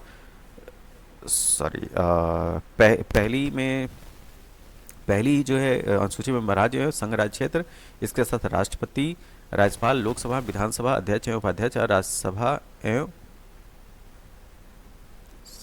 पहले में राज्य एवं संघ राज्य क्षेत्र की बात की है। दूसरे में राष्ट्रपति, राज्यपाल, लोकसभा, विधानसभा अध्यक्ष, उपाध्यक्ष, राज्यसभा एवं विधान परिषद के सभापति, उपसभापति, उच्चतम एवं उच्च न्यायालय के न्यायाधीश तथा CAG को मिलाने वाला वेतन और भत्ते तथा पेंशन की बात की गई है। ठीक है, तो पहले में याद रखिए क्या है, राज्य एवं संघ राज्य क्षेत्र की बात की गई है, जबकि दूसरे में राष्ट्रपति, राज्यपाल, लोकसभा एवं विधानसभा अध्यक्ष, उपाध्यक्ष, राज्यसभा एवं विधान परिषद के सभापति, इसके साथ में उपसभापति, उच्चतम और उच्च न्यायालय के न्यायाधीश तथा CAG को मिलने वाला वेतन और भत्ते तथा पेंशन की बात की गई है सेकेंड शेड्यूल में। थर्ड शेड्यूल में क्या बात की गई है, भारत संघ के प्रमुख पदाधिकारियों के शपथ और प्रतिज्ञान का प्रारूप की बात तीसरी में की गई है। चौथे शेड्यूल में राज्यसभा में स्थानों का आवंटन जो है वो चौथे शेड्यूल में किया गया है। पांचवें में अनुसूचित क्षेत्रों और अनुसूचित जनजातियों के प्रशासन और नियंत्रण के बारे में उपबंध है। छठी अनुसूची में असम, मेघालय, त्रिपुरा और मिजोरम राज्यों के जनजातीय क्षेत्रों के प्रशासन के बारे में उपबंध है। सातवीं में संघ एवं राज्यों के बीच शक्तियों का विभाजन, संघ सूची, राज्य सूची और समवर्ती सूची। ठीक है, तो अगर तीनों सूचियों की बात की जाए कि शेड्यूल के तहत की गई है तो यह है 7वें शेड्यूल। तो 7वें शेड्यूल में जो है शक्तियों के विभाजन के बारे में बात की गई है, जिसमें यूनियन लिस्ट, कंकरेंट लिस्ट और स्टेट लिस्ट की बात की गई है। 8वीं अनुसूची की बात करें तो इसमें भाषाओं के बारे में कुल 22 भाषाओं को मान्यता दी गई है। 9वीं अनुसूची कुछ अधिनियमों और विनियमों का विधिमान्यकरण कर दिया गया है। ठीक है, तो उनको हटा दिया गया है। 10वीं अनुसूची दल परिवर्तन के आधार पर निरहरता के बारे में उपबंध है, किसमें, 10th शेड्यूल में। 11वीं की अगर बात करें तो पंचायत की शक्तियां, प्राधिकार और उत्तरदायित्व की बात जो है 11वें शेड्यूल में किया गया है। 12वीं में नगर पालिकाओं आदि की शक्तियां, प्राधिकार और उत्तरदायित्व की बात जो है 12th शेड्यूल में किया गया है। अब हम बात करेंगे भारतीय संविधान के जो महत्वपूर्ण अनुच्छेद हैं, इंपॉर्टेंट जो आर्टिकल्स हैं उनके बारे में। तो आर्टिकल 1 जो है वो संघ का नाम और राज्य क्षेत्र को बताता है। आर्टिकल 2 नए राज्यों का प्रवेश या स्थापना की बात करता है। आर्टिकल 3 नए राज्यों का निर्माण और वर्तमान राज्यों के क्षेत्रों, सीमाओं या नामों में परिवर्तन की बात करता है। ठीक है, अनुच्छेद 5 संविधान के प्रारंभ पर नागरिकता की बात करता है। अनुच्छेद 12 राज्य की परिभाषा। अगर आपसे पूछा जाए कि स्टेट की डिफिनीशन किस अनुच्छेद में है तो अनुच्छेद 12 में है। अनुच्छेद 14 की अगर हम लोग बात करें तो विधि के समक्ष समता और विधियों के का समान संरक्षण की बात जो है आर्टिकल 14 में की गई है। अनुच्छेद 15 धर्म, मूल वंश, जाति, लिंग या जन्म स्थान के आधार पर विभेद का प्रतिषेध है। अनुच्छेद 16 लोक नियोजन में अवसर की समता की बात की गई। अनुच्छेद 17 अस्पृश्यता का अंत की बात की गई। अनुच्छेद 18 उपाधियों का अंत की बात की गई। अनुच्छेद 19 वाक स्वतंत्रता आदि विषयक कुछ अधिकारों का संरक्षण, वाक स्वतंत्र आदि विषय कुछ अधिकारों के संरक्षण की बात की है। अनुच्छेद 20 अपराधों को दोष सिद्ध के संबंध में संरक्षण प्राप्त है। 21 प्राण एवं दैहिक स्वतंत्रता का संरक्षण जो है अनुच्छेद 21 के तहत की गई है। 21A 6 से लेकर 14 वर्ष तक के सभी बच्चों को निःशुल्क और अनिवार्य शिक्षा का अधिकार आर्टिकल 21A में की गई है। आर्टिकल 22 की अगर हम लोग बात करें तो कुछ दशाओं में गिरफ्तारी और निरोध का संरक्षण अनुच्छेद 22 के तहत की गई है। अनुच्छेद 23 मानव दुर्व्यवहार बलात् का प्रतिषेध जो है वो आर्टिकल 23 में, जो ह्यूमन ट्रैफिकिंग की जो बात की जाती है वह अनुच्छेद 23 के तहत की जाती है। ठीक है। अनुच्छेद 24 क्या है? कारखानों आदि में बालकों के नियोजन का प्रतिषेध करता है। ठीक है। तो जो बाल मजदूरी की जो प्रतिषेध की बात की जाती है आर्टिकल 24। आर्टिकल 25 क्या है? अंतःकरण की और धर्म के अबाध रूप से मानने और आचरण और प्रचार करने की स्वतंत्रता जो है अनुच्छेद 25 है। अब हम अनुच्छेद 29 के बारे में बात करें। जो इंपॉर्टेंट आर्टिकल्स हैं उन्हीं की बात इसमें की जा रही है। ठीक है। अल्पसंख्यक वर्गों के हितों का संरक्षण 29 है। आर्टिकल 30 शिक्षण संस्थाओं की स्थापना और प्रशासन करने का अल्पसंख्यक वर्गों का अधिकार। अनुच्छेद 32 क्या है? संवैधानिक उपचारों का अधिकार जो है आर्टिकल 32 है। अनुच्छेद 39A क्या है? समान न्याय एवं निःशुल्क विधिक सहायता। ठीक है, जो कि 42वें संविधान संशोधन के तहत लाया गया था। अनुच्छेद 40 काफ़ी इंपॉर्टेंट है। आर्टिकल 40 ये पूछा भी जाता है। तो ग्राम पंचायत की स्थापना का प्रावधान जो है आर्टिकल 40 के तहत की गई है। अनुच्छेद 44 नागरिकों के लिए एक समान सिविल संहिता। ठीक है, तो कॉमन सिविल कोड की जो बात की जाती है आर्टिकल 44 के तहत की जाती है। आर्टिकल 45 6 वर्ष से कम आयु के बालकों के लिए प्रारंभिक बाल्यावस्था देखरेख और शिक्षा का उपवन जो है वो आर्टिकल 45 में किया गया है। अनुच्छेद 48 क्या है? कृषि और पशुपालन का संगठन आर्टिकल 48 में किया गया है। अनुच्छेद 48A क्या है? पर्यावरण का संरक्षण और संवर्धन और वन तथा वन्य जीवों की रक्षा की बात की गई है। और यह कब आया था? 42nd कॉन्स्टिट्यूशनल अमेंडमेंट के तहत आया था। ठीक है। अनुच्छेद 50 की बात करते हैं। कार्यपालिका का न्यायपालिका से पृथक्करण की बात आर्टिकल 50 में की गई है। अनुच्छेद 51 क्या है? अंतर्राष्ट्रीय शांति और सुरक्षा की अभिवृद्धि। इसको भी जो है बहुत बार पूछा गया है। ठीक है, तो अगर इंटरनेशनल पीस की अगर बात की जाए तो अनुच्छेद 51 है। और अनुच्छेद 51 जो है वो DPSP में आता है। ठीक है, DPSP में आता है, directive principle of state policy के तहत। 51 की बात करें तो इसमें जो फंडामेंटल ड्यूटीज़ की बात की गई है। अनुच्छेद 52 भारत का एक राष्ट्रपति होगा। 53 में संघ की कार्यपालिका की शक्ति राष्ट्रपति में निहित होगी। तो संघ की कार्यपालिका की शक्ति राष्ट्रपति में निहित होगी, यह बात आर्टिकल 53 में की गई है। आर्टिकल 58 की अगर हम बात करें राष्ट्रपति पद की योग्यता के बारे में बात की गई है। अनुच्छेद 60 राष्ट्रपति द्वारा शपथ या प्रतिज्ञान के बारे में बात की गई है। ठीक है। अनुच्छेद 61 की अगर हम बात करें तो राष्ट्रपति पर महाभियोग चलाने की प्रक्रिया जो है वो 61 है, इम्पीचमेंट। अगर आपसे राष्ट्रपति पर महाभियोग की बात की जाए, मतलब कि राष्ट्रपति को हटाने की प्रक्रिया की बात किस अनुच्छेद में की गई है, तो वो है आर्टिकल 61। आर्टिकल 63 भारत का एक उपराष्ट्रपति होगा। आर्टिकल 64 उप राष्ट्रपति का राज्यसभा का पदेन सभापति होना। आर्टिकल 72 की बात करें, राष्ट्रपति की क्षमादान की शक्ति जो पार्डन ऑफ पावर है प्रेसिडेंट की, वह आर्टिकल 72 में की गई है। आर्टिकल 74 की बात करें तो राष्ट्रपति को सहायता और सलाह देने के लिए मंत्री परिषद होगी। तो काउंसिल ऑफ मिनिस्टर की बात की जाएगी जो कि राष्ट्रपति को एड एंड एडवाइस देगा। ठीक, तो यह बात किस में की गई है? आर्टिकल 74 में। अब हम बात करेंगे अनुच्छेद 75(1) में। तो प्रधानमंत्री की नियुक्ति राष्ट्रपति करेगा, यह बात 75(1) में की गई है। और अन्य मंत्रियों की नियुक्ति राष्ट्रपति प्रधानमंत्री की सलाह पर करेगा। ठीक है। अनुच्छेद 76 भारत का महान्यायवादी अटॉर्नी जनरल की बात की गई है। 78 संसद का गठन की बात की गई है। अनुच्छेद 85 संसद के सत्र 17 आसन और विघटन की बात करता है। अनुच्छेद 108 की अगर हम बात करें तो कुछ स्पेशल कंडीशन में दोनों सदनों की संयुक्त बैठक, तो ज्वाइंट सिटिंग की बात अनुच्छेद 108 के तहत की गई है। अनुच्छेद 110 की अगर बात करें तो धन विधेयक की परिभाषा, तो definition of money bill article 110 में है। अच्छा, अगर कोई बिल जो है मनी बिल है कि साधारण बिल है, इसका निर्णय कौन करता है? तो लोकसभा का अध्यक्ष, मतलब कि लोकसभा स्पीकर। अनुच्छेद 111 विधेयक पर राष्ट्रपति की अनुमति की बात की गई है। 112 में वार्षिक वित्तीय विवरण, मतलब कि बजट की बात की गई है। ठीक है। और एक चीज़ याद रखिएगा, भारत के संविधान में बजट शब्द का कहीं भी उल्लेख नहीं है। तो स्टेटमेंट है, मतलब कि शब्द है क्या? वार्षिक वित्तीय विवरण। अनुच्छेद 123 के बारे में बात करते हैं। संसद के विश्रांत कालीन में अध्यादेश प्रख्यापित करने का राष्ट्रपति की शक्ति, मतलब कि राष्ट्रपति के द्वारा अध्यादेश ऑर्डिनेंस की जो पावर है वह अनुच्छेद 123 के तहत है। 124 उच्चतम न्यायालय की स्थापना और गठन की बात करता है। 129 उच्चतम न्यायालय के अभिलेख न्यायालय होना 129 है, ठीक है। तो रिकॉर्ड कोर्ट के रूप में बात जो की जाती है 129 है।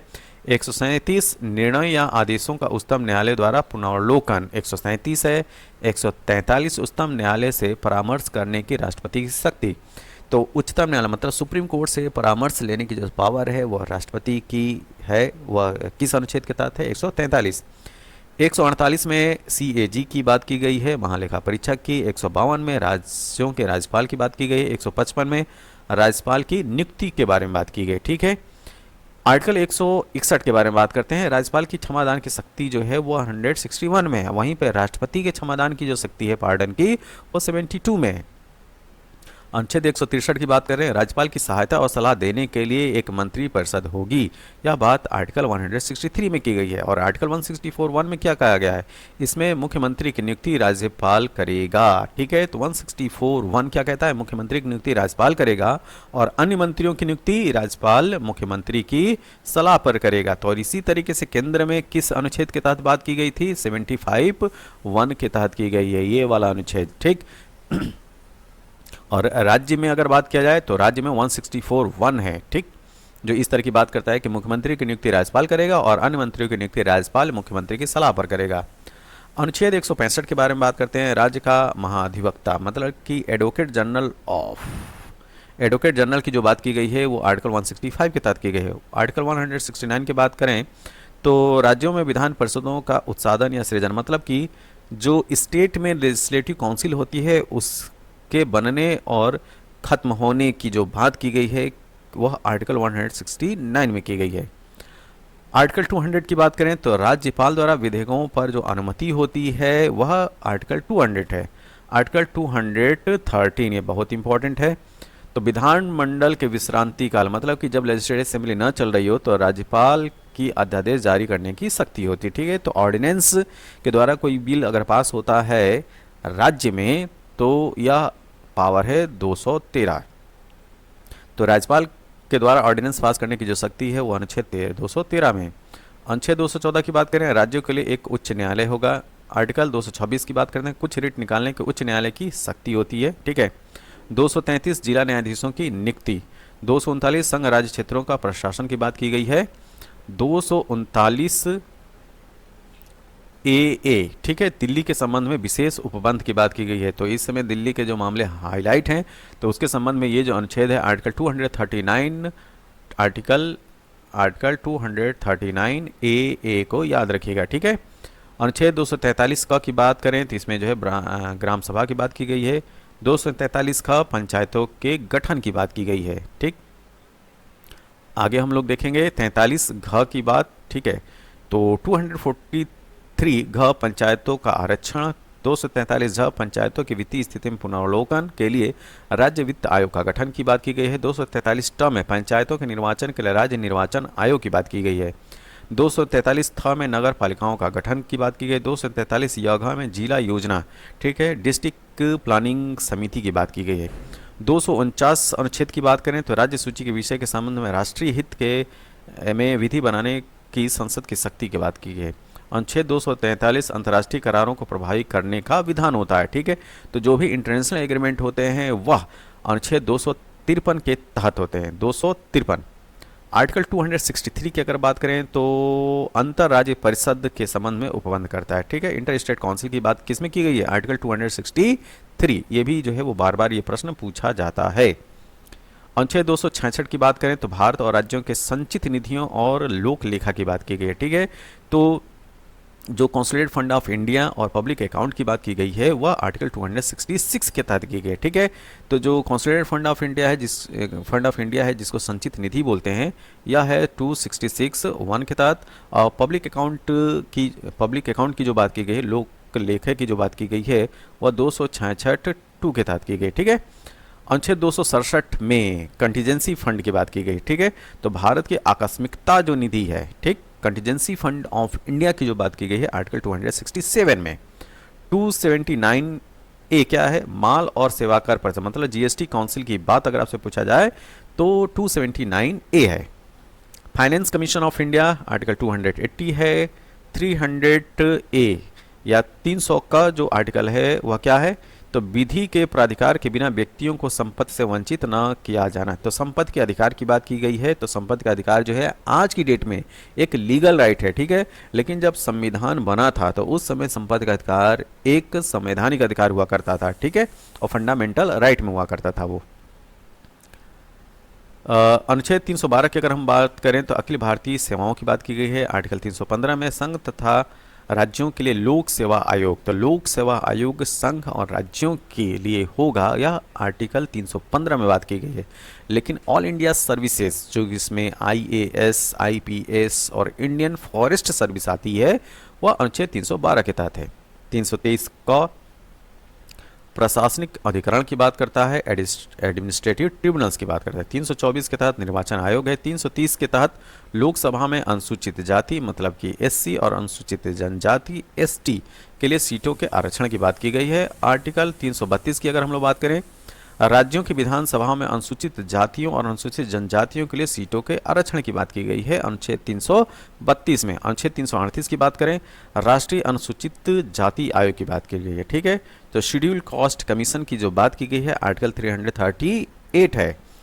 अच्छा, अनुसूचित जनजाति आयोग की बात की जाएगी किसमें, एसटी कमीशन की बात जो है 338 क में की गई है। और इसी क्रम में याद रखिएगा 338 ख पिछड़े वर्गों के लिए राष्ट्रीय आयोग, ठीक है।